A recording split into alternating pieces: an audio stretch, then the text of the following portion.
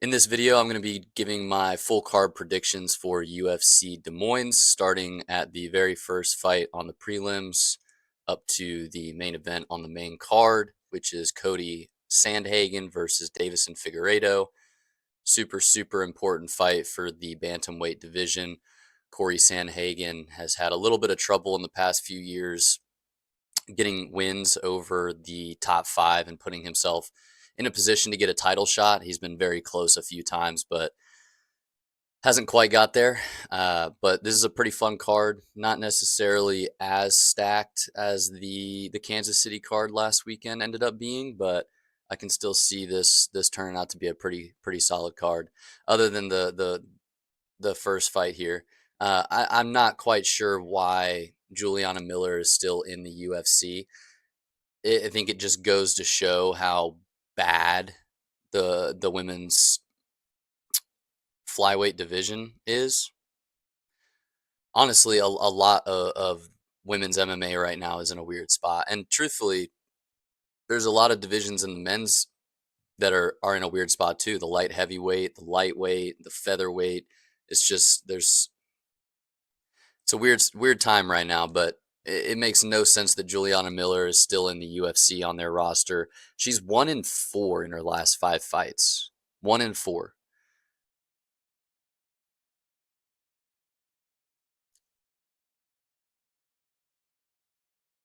Ivana Petrovic, I think she's going to get it done here. I think Juliana Miller is going to get cut and should get cut and hopefully will get cut so we don't have to see her fight anymore. But I'm going to take Ivana Petrovic in this one. Not much more to say. Moving on. Thomas Peterson versus Dontel Mays. This is the people's main event here. I don't know if I've ever seen Dontel Mays win a fight.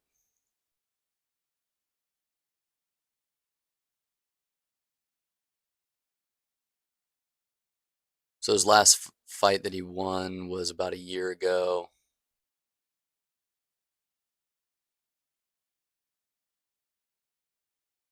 Big boys. Pretty even odds here.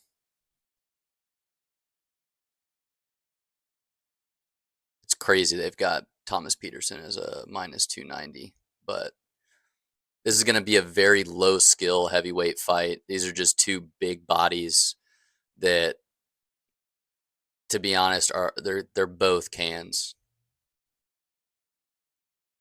I don't know how Dontel Mays is still in the UFC too. The heavyweight division, in all seriousness, there's only a handful of guys at that weight that are truly good and well-rounded MMA. One of those being Tom Aspinall, the other John Jones. You got Cyril Gahn that's pretty.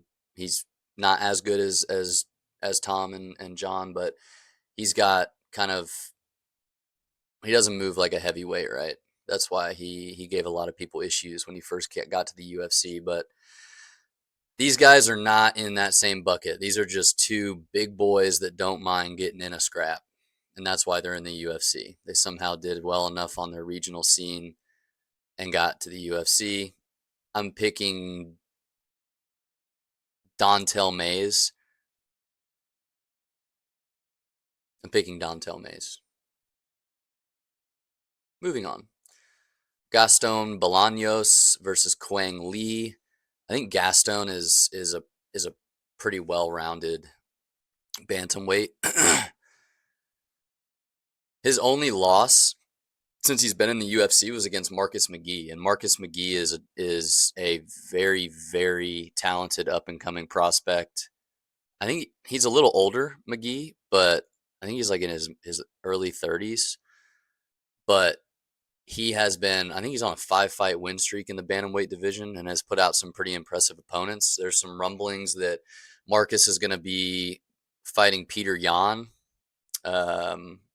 Diesel Riggs mentioned that on Sugar Sean, Tim Welch's coach, their podcast last week. So not sure how much merit there is to that, but Gaston Bolaños losing to Marcus McGee that's a legit loss. That's a very tough fight. Quang Lee, I'm almost positive, is like 0-2. Yep, he lost to Chris Gutierrez, which we saw him outpoint yet another opponent last week in John Castaneda. Not really sure. That's he's probably fighting to stay on the UFC contract here. 0-2, coming off uh, his regional promotion. I'm gonna go Gaston Bolaños here. He's probably gonna get it done pretty easily, in my opinion. These are pretty even odds, but we're gonna go Gaston Bolaños. Onward, Mariana Rodriguez and Jillian Robertson. This one is actually, I think, going to be a pretty interesting matchup. I'm going to have Jillian Robertson getting it done. She's been riding a pretty good streak here. And she's known for her submissions, right? She's got really, really good jiu-jitsu. She's lost just one to Tabitha Ricci in the last 2 years. So she is coming off of 3 wins in a row against Polyana Viana, which we saw her get mauled last weekend. Michelle Waterson Gomez, who should have retired 5 years ago. And then Piero. So she's feeling good. Jillian Roberts, she's got a good camp. Marina Rodriguez is not on the same tear that Jillian Robertson is. She, like I said, 1-4. Not doing so hot. Not doing so hot.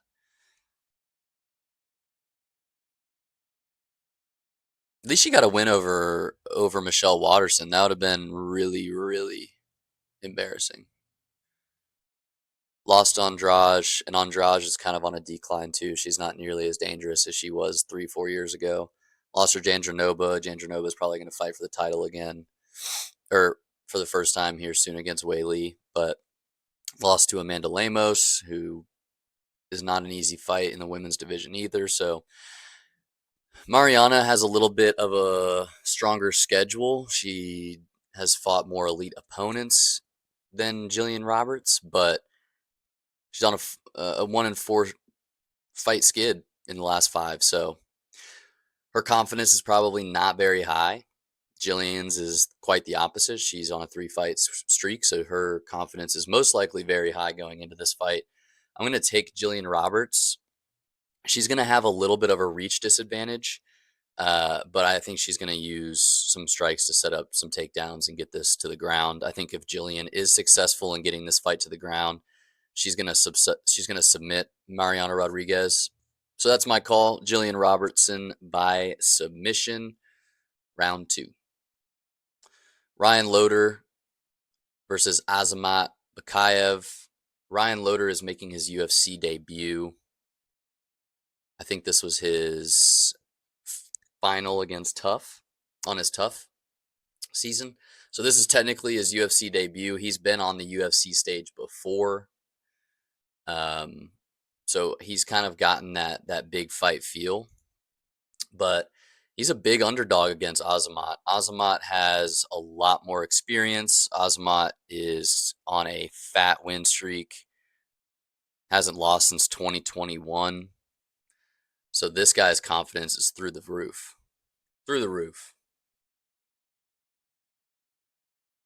Good streak in LFA. And then beat Zachary Reese in his debut and looked really, really good doing it. KO'd him in the first round. So I can see why the odds makers have this as a -400 for this guy, but Ryan Loder is no easy matchup. I am going to go Azamat here. I'm not quite sure that Ryan Loder is ready for this level of competition. Again, Azamat has a lot more experience than Loder. Not saying that is always as big of a factor as people make it out to be, but I'm going to go Azamat.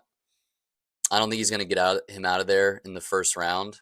I think he's either going to have to get him out in the first round, or this is going to end up being a decision for Azamat.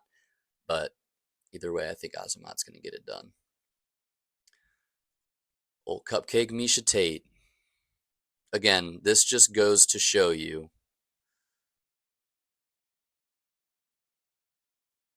the state of women's MMA. Not saying we don't have 38-year-olds fighting in the men's divisions, but the 38-year-olds that are fighting in the men's divisions, for the most part, we do have, we do have a couple, but Misha Tate, 38 years old. I don't know why she came back and started fighting again after that layoff. It's the same old story. It's the same old story with Misha Tate. I really, I don't even know what to say about this one. I really don't.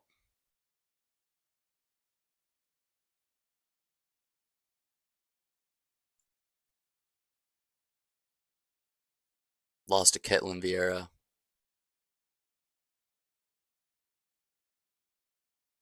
I don't want to see her come back. Like she should have stayed gone.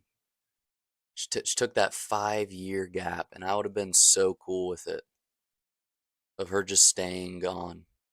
She had to come back and grace us with her excellent, excellent skill. Hmm, guys, I don't know what to think here. Lost to Holly Holm, lost to Aldana, lost to Caitlin Rosa, beat Chelsea Chandler, who should be cut and hopefully is cut after that last fight. Jeez, this one's just a toughie. It's a toughie. I'm gonna go Yana Santos by decision. Moving on, we got the hardest hitting 145er in the world, Jeremy Stephens. Why is he back?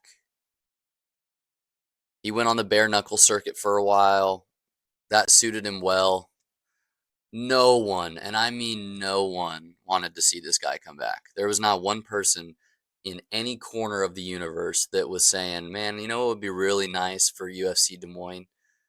Let's get Jeremy Stephens, the hardest hitting 145er, on that card. That'll really, really boost the promotion value. But here he is, 29-21 at 38. Yep. Here's one. Here's one of our bums in the men's division fighting at 38. For what reason? I understand if you're fighting at 38 when you're a John Jones, where you're the reigning champ and no one's gotten close to beating you in 4 or 5 years since Reyes. Obviously, you haven't fought much, only twice since then, but it's different if you're 38 years old and the reigning champ, where this Jeremy Stephens is 29-21, 38 years old, and just getting back into the UFC. You telling me that this cat is going to start his title run at 38 from the bottom of the barrel? He's getting a guy in Mason Jones that is an absolute savage, and I think is going to destroy Jeremy Stephens, who was in the UFC, negotiated his contract, didn't like it, said, I'll go back to the regional scene, polish up a little more. Does that. Now he's back. He's not one of those guys that left the UFC because he wasn't ready. He was ready and knew his value. The UFC wasn't willing to play ball, but now they are. So he's back. And they feed him Jeremy Stephens. They must have had a lot of fighters that said no to this guy, or they were really struggling to fill this card, which wouldn't make sense. They have, you know, they have depth in the men's divisions. So it's weird. This is a weird matchup to me. I don't really understand it. I don't know why Jeremy Stephens is back in the UFC. It doesn't make sense. I think Mason Jones is gonna absolutely maul Jeremy Stephens. I think he's gonna get it done by finish. I think we're looking at. I mean, Jeremy Stephens is pretty tough, but we could be looking at a first or second round KO here. First or second round. But I'm going Mason Jones 100%, and I hope we never see fucking Jeremy Stevens again. Get him out of the UFC. We don't need him. Cameron Smotherman and Sergey Saidi. This is going to be a really fun matchup. I'm excited about this one. Uh, I'm gonna go with Saidi on this one. I think he's a little bit more well-rounded than Cameron Smotherman. It's gonna be, I think, a really, really high-level fight. I think these guys are gonna both bring the pace to each other. And Sergey, however you wanna, um, we've seen him show a little bit more of a well-rounded skill set than Cameron. We, I mean, we've seen more striking out of Cameron, but I could see this fight going to the ground. But regardless of where it goes, high level, regardless, this is going to be a really fun matchup. I got my eye on this one, and it's just bringing us into an even better matchup after. But I'm going to go with Saidi on this one. I could see this going to a decision. I don't necessarily think that either one of these guys, because I think both of these guys know that the other one is pretty dangerous. Um, so I think we might see a little bit of hesitancy from these guys at first, feel each other out, and then they're going to bring the pace. But I don't know if either one of them are gonna get the other one out of there.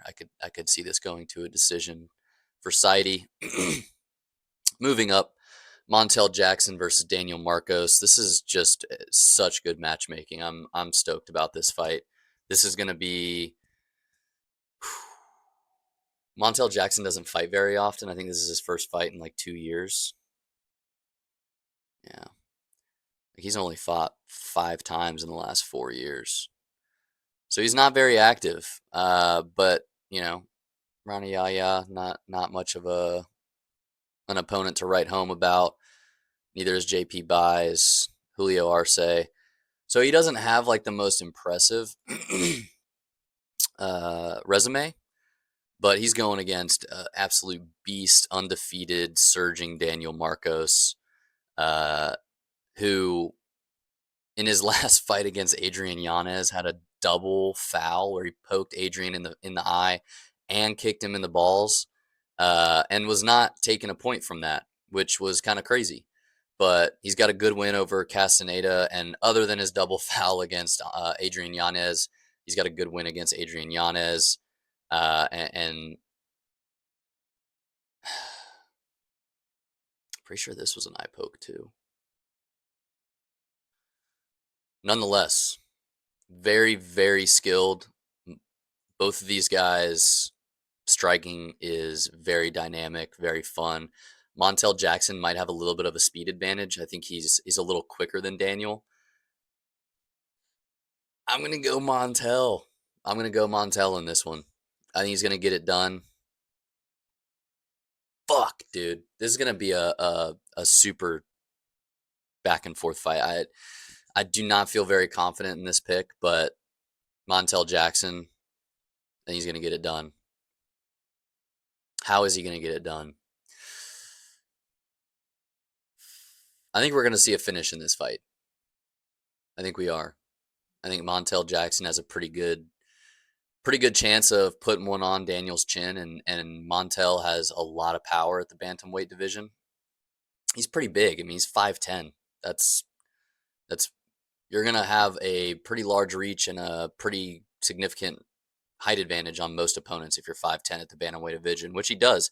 He's got a 6.5-inch reach advantage on Daniel Marcos, and that is 1,000% gonna play a huge part in this matchup. So we're gonna go Montel Jackson. Santiago Ponzinibbio and Daniel Rodriguez. Both of these guys, I think, are fighting to stay on the roster. Santiago is 38, 39 years old. Yep, we got a bunch of almost fucking 40-year-olds on this fight. Have to wheel them out in a wheelchair if they keep going. But he's not had the most consistent last few fights. I think it's pretty obvious watching his last few performances that he is very much so on the decline. It happens. Father Time's coming for you. And Daniel Rodriguez is also, I want to say Daniel Rodriguez is fucking 38 too. We got what, 4 38-year-olds fighting already on this card? Fucking geriatric UFC card. Uh, but yeah, he's had kind of a rough couple last handful of fights. He beat the Leech, which is huge.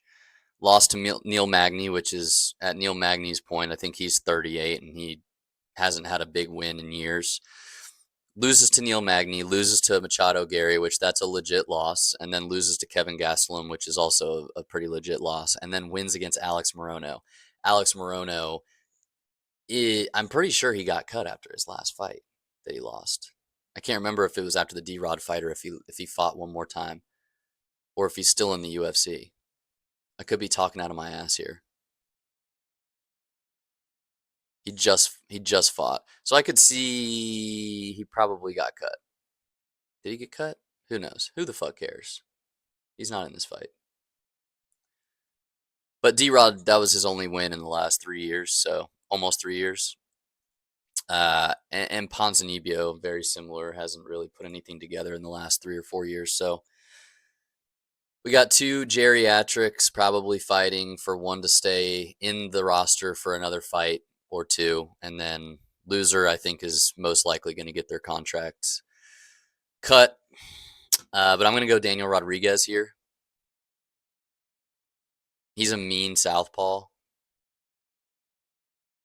I could see him landing a lot because Ponzinibbio doesn't have like the best movement. He kind of stays on the center line.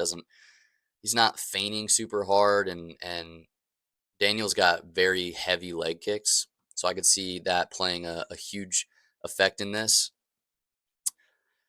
But I think this is probably going to go to a decision. I don't necessarily think we're going to see D-Rod finish him. Could happen, but if I was a betting man, I'm going to go D-Rod for a decision. All right. Bo the Bum Nickel versus Renier de Ritter.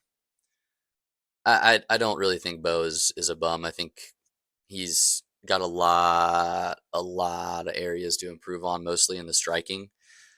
I covered his last fight in my most previous video with Paul Craig. If you want to check that out, I kind of break down some of the things I saw in that last fight that are going to get him in trouble if he does the same thing against de Ritter.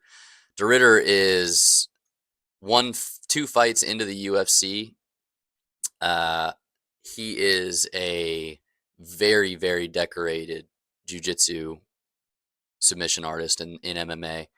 I mean, 13 subs, guys. 13 of his 19 wins come by submission. I think that that's going to be a very, very important aspect of his game plan if he wants to beat Bo Nickel. I don't think that he is going to have the same level of hesitancy with Bo Nickel because he knows he can rely on his jiu-jitsu if he gets taken down. A lot of people versus Bo Nickel are apprehensive to let their hands go because they know that if they put them on him, Bo Nickel's going to take the pace and he's going to wrestle you. So I don't think that de Ritter is gonna be as apprehensive to let his hands go. And if he does get taken down, I think his jiu-jitsu is good enough to potentially submit Bo Nickel. This is just a very, very difficult matchup to predict here. I think de Ritter is probably going to get it done. I don't think that Bo Nickel, at least from what we saw in his fight against Paul Craig, I don't think that he's made the adjustments and the improvements in his striking to make that much of a difference versus de Ritter. And I don't think that he's going to get a submission against de Ritter. I think de Ritter has the much better jiu-jitsu, especially submission threat. So Bo Nickel's going to have to knock him out. I don't think that he's going to outpoint de Ritter either. So I'm going to go with de Ritter here. I could potentially see him getting a submission win. I'm not going to say which round. I'm not sure, but I'm going to go de Ritter by decision here.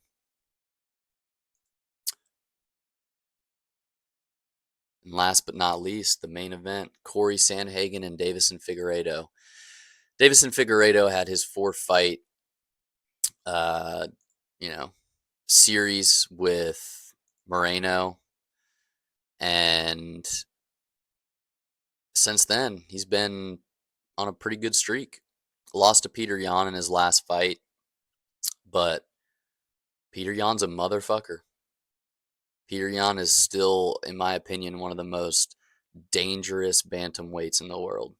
Even though he's kind of had not the best of luck of late, I think he is still very, very dangerous, and we could still see him potentially fighting for the title again before he retires. But Figueiredo is always dangerous. He's got a lot of power at 145. He's definitely got more power than Sandhagen. I could see, not saying that this is going to happen, but Davison Figueiredo could 100% knock out Corey Sandhagen. I don't think that Corey Sandhagen has the ability to knock out Figueiredo.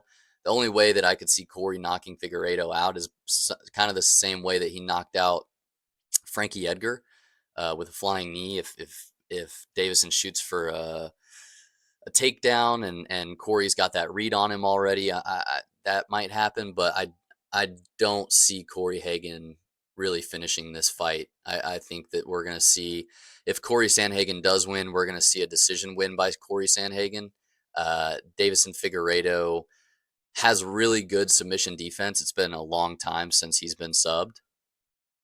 So I think that Corey Sandhagen doesn't really have a method to get him out of there, whereas Davison Figueiredo could 100% knock out Corey Sandhagen. It's going to be a super fun fight. Corey's got some of the most fun striking in the UFC to watch. Up there certainly with Sean O'Malley. I think a lot of people wanted to see that matchup next, but going to be a good one. I think Corey Sandhagen is likely going to come away with a decision here, and if not, we could see Figueiredo finishing the fight via TKO.